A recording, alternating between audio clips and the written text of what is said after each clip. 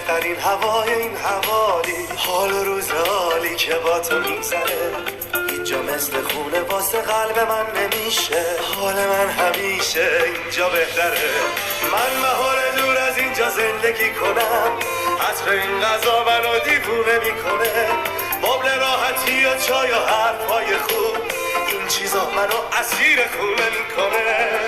یه خواب آروم با صدای بارون که میزنه به پنجره، هوای بچگی، شوق خوب زندگی، محال یادمون بره.